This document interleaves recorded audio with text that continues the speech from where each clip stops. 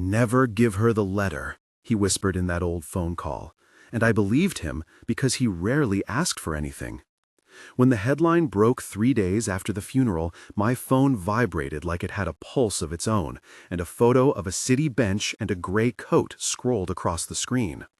The richest man in the world had died, and his final will had not done what everyone expected. Instead of dividing art galleries, estates, and foundations among heirs and charities, his principal trustee had delivered a single instruction. A young woman who had been living under an overpass in the industrial district was to receive the majority of his fortune. I felt the world tilt. I should have felt relief for a stranger. Instead, every old buried thing inside me rearranged into a question. In the black envelope that arrived the next morning was a small metal key. It was heavy with history, its teeth rubbed smooth as if handled by fingers that once trembled or hesitated. On the keyring, a faded concert ticket clung, the edges soft, the print half-worn. My name, my childhood nickname, and 3 words scratched across the back in his precise, forward-leaning hand told me what to do. Read the note. Find the girl. Sitting in the lawyer's glass office, the winter light felt merciless on the ledger of his life. Mr. Ortega, the executor, folded and unfolded a single sheet of paper with the care of a man handling evidence. The conversation began ordinary and then narrowed like a camera lens. "Miss Hale, the will is clear. The trustee followed his instructions to the letter." I touched the key as if it would tell me what to ask. "Why her?" I asked. "You should know that several of the assets are restricted for use in a trust. There are conditions attached." His voice was calm. The secretary clicked keys and the elevator chimed. "Souls?" "What conditions?" I said. "You will need to watch what he left. There are recordings. He wanted someone to understand why." The sheet had a typed clause, "Testamentary trust conditional on a guided revelation to his immediate family." He had left a path, and it began with a homeless girl on 3rd Street and a key that fitted a safety deposit box. The drive to 3rd Street felt like driving toward a truth everyone else was avoiding. I parked under a yellowed streetlight, and the smell of the river flowed up, cold and metallic. The homeless encampment was a scatter of tarps and shopping carts. A woman with a knit cap and a sleeping bag raised her face when I approached. Her name, as the trustee told me later, was Rosa Martinez. She looked younger than I had expected, with hands that had the softness and calluses of someone who once made something for a living. I offered her coffee. She accepted with a confusion that read like a presence taking inventory, an impossible gift. "You must be the one they sent," she said, eyes wary but curious. We sat on a wooden crate and listened to the city breathe around us. The key felt heavier in my coat pocket. The letter he had scrawled, folded with a patience that looked like penance, had been addressed to me and to Rosa. He knew I would find it eventually. He had left instructions for all of us. He had left recordings he called his reckoning. In his first recorded message, his voice was small and intimate, like the man who remembered names at cocktail parties and hurt in private. "If you are watching, then you have my permission to be angry," he said. The camera was fixed on a mahogany desk, and the light through the blinds drew lines across his face. "Clara, I know you expected something else. Rosa, I know you do not want my money, because it comes with a name and baggage. But listen, I was selfish in ways I did not understand until the end. I made choices that gave me power and took away other people's chances. I am leaving this so that what I built does not continue to harm others." The tape named accounts, trusts, legal structures, and included a map with a pin at a parcel of land outside the city and a notation that said, "Convert to community trust." He had been thinking, planning, and, in a way, confessing. The recordings were not confessional melodrama. They were a blueprint for a redistribution that was equal parts atonement and strategy.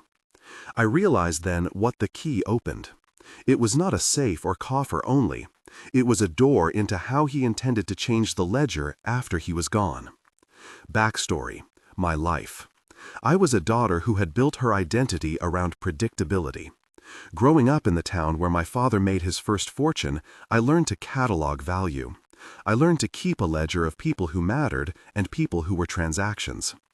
At 19, I chose a career that promised steady numbers, auditing assets and writing reports that smelled faintly of coffee and calcified ethics. I married carefully, as if love were a contract and the words could be negotiated.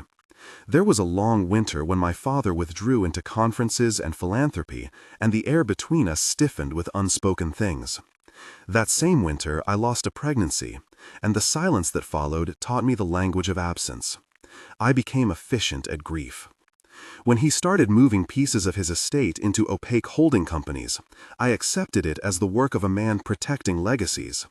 I did not know then that protection could mean concealment. The revelation of his note unraveled decisions I had never questioned and forced me to reevaluate what I had been prepared to inherit. Backstory: the antagonist. In public view was the family known to the world. My elder brother Marcus was the face of the family holdings. He ran the luxury hotels and the offshore branches, wearing tailored suits and a smile that suggested he was comfortable with the commodity of charm. Marcus and I had diverged early. He took risks with our father's money, negotiated mounts of projects, and looked good doing it. He was never vicious. He was practical, efficient, and convinced that the name had to be leveraged. Our Aunt Lillian, soft-voiced and sharper than her eyes let on, had been counsel and co-strategist for decades. The world called them heirs, but they were executors of a brand. Their antagonism to Rosa was not personal at first. It was immediate and financial. In hushed calls, they debated legal action, reputational damage, and the optics of an estate left to an outsider. Conrad, the family lawyer, smoothed the edges. João, the estate manager, calculated properties to sell. Ingrid, a journalist friend, called me to ask questions I was not ready to answer. Each of them moved like cogs toward an outcome they trusted to be inevitable. But what none of us anticipated was the scale of what he had left, and the specific conditions in the recordings that undid inevitability. The first real confrontation came at the trustee office when Marcus arrived with his entourage. He walked in with the measure of a man used to doors opening for him. He sat across from me and said, "Clara, there is something wrong here. Dad would not have done this." The trustee said, "We are following instructions." Aunt Lillian leaned forward and asked, "What is the legal basis?" Conrad interjected, "The clauses allow for discretionary trust disbursement if a named beneficiary is identified and certain milestones are met." The city outside moved on. Marcus's voice tightened. "We will contest this. This company will file for injunction." I remembered our last argument, the quiet accusation that I was sentimental. Now, sentimentality was a legal precedent. He slammed a palm on the desk. "This is our father's name. We will not let his brand be reduced to publicity stunts." Rosa, who had been invited by the trustee and sat quietly by my side, touched my arm. "I did not ask for this," she said softly. "I just wanted a warm night." Her voice broke the room. The exchange ended in a lawyerly calm, but the friction was a spark that smelled like ozone. This was the first moment where the public and private collided, and everyone performed their roles. We followed the map he left. The parcel of land was a low slope where wind bent the grass in a direction that seemed to point away from the city and toward an old quarry. The air there smelled of wet stone and pine resin. A hawk called once, and then the place settled into a hush dense enough to hear breath. The small barn on the property was a ruin that he had purchased in secret years ago. The key fit a rusted lock on a trunk in the hayloft. Inside were ledgers, photographs, and a laptop wrapped in oilcloth. There were letters from charity partners and receipts that made a theory of his mind legible. He had visited these communities for decades and had a list of micro-projects he believed would change lives without spectacles. There were also names underlined, notes about soil testing, and parcels to be parceled to community cooperatives. One photo showed him sitting under a bridge, his coat askew, talking to a woman with a child's head in her lap. The intensity in his notes suggested a man trying to repair something he had once helped break. That photo cut into me. The recordings filled the rest of the quiet. The tape labeled 3 began with him saying, "If you are my family, you will not like everything I did. If you are Rosa, you may not want money that comes with strings. But you both must see why." Then he walked us through a timeline of investments that looked virtuous but had hidden clauses benefiting shell institutions tied to tax shelters.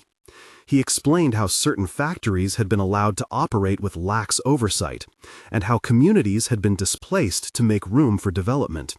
He named corporations and projects, and he named the exact instruments he used to move capital.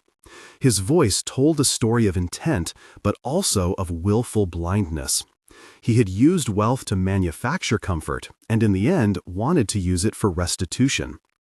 The shock in that tape was not only confession, but calculation. He had built redundancy into the trust so that legal challenges would be slow and expensive, giving whoever followed his plan time to set the trust's intentions into motion.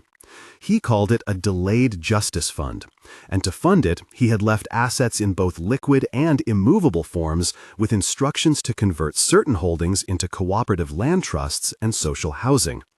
Moment of tension 1. When Marcus and his team tried to secure a temporary restraining order against the disbursement, the hearing room smelled of stale coffee and paper. Conrad argued the predictable points about testamentary capacity and undue influence. Marcus presented witnesses who swore loyalty and skepticism of the late change. The judge listened, fingers steepled, and for a time the room held its breath. Outside the gallery, a woman in a wool coat held a sign, and a small crowd watched our family in the way audiences watch chess moves. The ruling was delayed, and the pause felt like a living thing. I left the courthouse, and the city fog rolled in, dampening the neon and muting the edges. The delay gave us time. That time would be necessary because what he had left was not merely money. It was a set of instructions that required translation and action. We named allies so we would not walk alone. Rosa brought her friend Miguel, who had run a community kitchen for years and who knew municipal codes. He called the city inspector and arranged a first meeting about zoning conversions and temporary shelter certificates. Ingrid, the journalist, agreed to verify the documents anonymously and contact nonprofits that could partner. João, the estate manager, secretly gave me copies of maintenance records and keys to dilapidated properties the family controlled. Dr. Patel, an environmental engineer whose name came up in the ledgers, agreed to do a soil analysis and write a technical report about legacies of contamination and remediation needs. Mayor Alvarez, when approached quietly, promised to expedite certain permits if the trust committed to job training and housing transitions. Each person brought a corner of knowledge that stitched together a plan. We formed a coalition not out of sentiment but necessity. The list of names grew, and with them the possibilities. The next major reveal was a laptop that contained a folder named Testimonials. There were dozens of short videos, each one filmed in different corners of the city. In one, a factory worker named Tomas described the cough he had developed after shifts. And in another, an elderly woman named Sylvia showed a deed she had once signed without counsel. The videos painted a mosaic of consequences. He had collected these stories over years, and their inclusion in the trust made the case for redistribution not abstract but tangible. One clip cut you like a knife. It showed a homeless teenager named Eli singing quietly into a sweater and saying, "I never knew what a bank account looked like."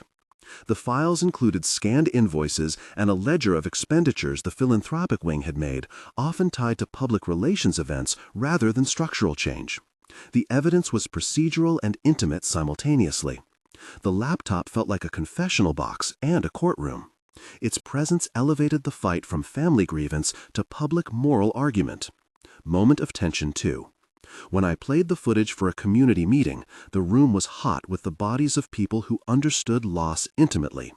Marcus stood at the back and folded his arms. He said after the screening, "These are anecdotal, they do not create liability." I answered, "But they create a moral ledger." The room erupted in a slow, layered applause. A woman in the front spoke about her children's asthma. A man who once worked on one of their sites talked about conditions. Their voices were steady and factual, and the energy in the room forced the press corps to pay attention. The media narrative shifted from a scandal about an eccentric billionaire to a discussion of corporate responsibility. That shift mattered because the public court of opinion would pressure legal channels. Our coalition grew.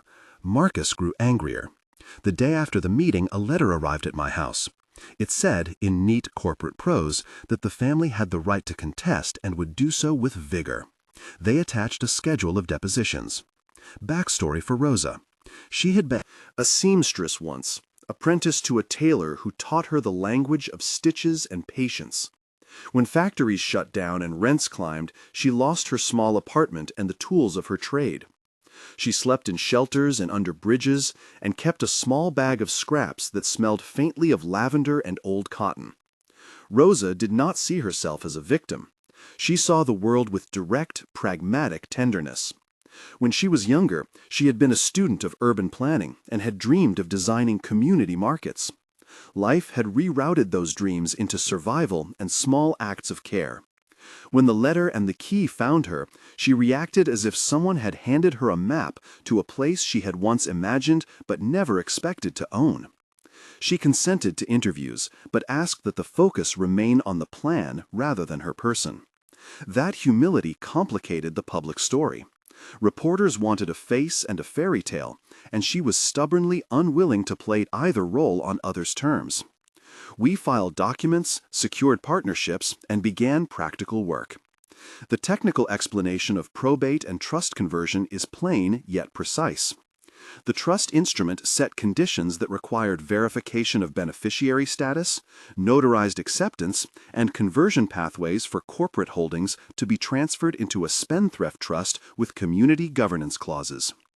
The legal route involved filing a motion to release restricted assets to a special purpose vehicle that the trustee would manage under court supervision for up to 18 months, subject to audit. Simultaneously, remediation funds were to be deposited into escrow accounts to ensure environmental liabilities were addressed before properties changed hands. The process required certified appraisals, environmental assessments, and a court-approved governance charter. It was slow and deliberately bureaucratic so as to prevent abrupt mismanagement. Moment of tension 3. The discovery of a hidden ledger in one of the family safe boxes made national news. Zhao handed me a thin notebook bound in leather.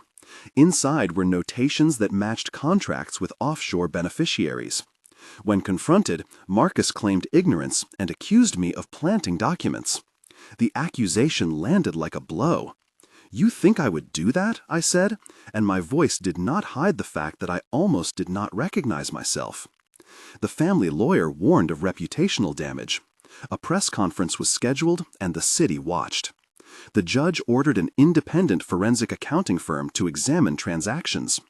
The firm found discrepancies and the headlines multiplied. The legal delay shortened.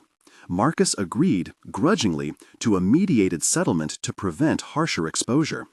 In the mediated room, the air was recycled and bright, and the cameras were not allowed. The settlement proposed converting a portion of real estate holdings into a community land trust and funding a program for job training with a significant endowment attached to Rosa's stewardship. Marcus signed with a face that suggested he had sacrificed something, but also that he had circled around to a practical end. The mediated resolution felt like a compromise between justice and preservation. Dialogue-heavy scenes had to be carefully woven. In the barn, we argued through logistics, 8 or 9 exchanges that each carried a weight. "How will we ensure the money reaches those who need it?" Miguel asked. "We will set benchmarks," I replied. "Job placement, housing occupancy, environmental remediation completed." "What about oversight?" he said. "Independent auditors and a community board," Rosa suggested. "Who will sit on that board?" Marcus snapped. "Not people who will embarrass our name." "This is not about names," I said. "This is about accountability." The conversation stretched, each line a tether we were learning to hold. We tested ideas aloud until practical solutions emerged. The dialogue had a rhythm like a negotiation, and in its cadence the plan became tangible. The turning point felt cinematic, but was rooted in small procedural victories. The trust funded a pilot housing program in a converted office building. We hired a project manager named Lila who was brilliant with permits and people. We worked with Dr. Patel to decontaminate soils where community gardens would begin. We signed contracts with social enterprise groups to run job training. The media followed cautiously. There were op-eds that praised the innovation and columns that accused us of putting a veneer on greed. Throughout, Rosa remained central, not because she wanted to be, but because her consent made the plan legitimate. She insisted on local hiring commitments and refused to be used as a symbol without substance. Her insistence kept our work honest. Moment of tension 4. At the public hearing for the land conversion, Marcus attempted to withdraw support. He stood at the lectern and read a statement about fiscal responsibility. The room filled with people who had invested hope in the effort. A man who had once been displaced by a project got up and spoke about his grandchildren. A woman with asthma read the doctor's notes. The council voted to approve the conversion with conditions. The applause felt like a release. Marcus left the room with a hand to his jaw. Later that night, his publicist leaked a story about financial losses, and the Family Foundation issued a press release praising philanthropy in general terms. The pattern of image management resumed, but the legal instruments we had put in place were harder to walk back. In the weeks that followed, we focused on execution. We created a governance charter that included community seats, financial safeguards, and performance metrics. We hired an external auditor. We established a fund that would finance small business incubators and apprenticeships for former factory workers. We converted 3 properties into affordable housing. The scale of this first stage was modest but concrete. The county inspector issued certificates of occupancy. The community kitchens opened. People smiled in ways that felt like the soft part of reconciliation. In the recordings, he laughed faintly and said, "I am not absolved. I just hope that I am useful now." That line replayed in my head until it became a kind of compass. The most contentious scene was a public meeting where Marcus attempted to frame the transfer as mismanagement. The room was full and the microphones were hot. He addressed the crowd. "We are committed to support communities," he said, "but we must preserve assets for future beneficiaries." An environmentalist challenged him. A factory worker called out. The conversation was 12 exchanges long, and each exchange dug deeper into policy and personal accountability. At one point, Marcus looked at me and said, "You could have had it all." I replied, "I had something better, a chance to do the right thing." His jaw tightened. The vote that night to establish the trust board passed by a narrow margin and with conditions that required regular disclosure. It was a legal victory bundled with compromise. Moment of tension 5. 6 months in, a viral report accused the trust of misallocating funds. The headline flashed for hours and the trolls piled in. I received hate mail and love notes in equal measure. The independent audit cleared us, but the episode left bruises. We redoubled transparency measures, published line-item reports, and opened our meetings to public observers. Rosa continued to insist that stories be told plainly and that beneficiaries be given direct voices. Her voice at the microphone was steady and small, and the cameras found her in ways that changed the narrative from charity to collaboration. The epilogue arrives not as an ending, but as a map of small futures. 1 month after the court approved the trust mechanisms, the first tenant moved into a refurbished unit in a building that had been empty for a decade. The apartment smelled of new paint and lemon cleaning fluid. The tenant, a single father named Aaron, carried a box and a smile that trembled because it seemed improbable. The community garden had seedlings pushed into neat rows.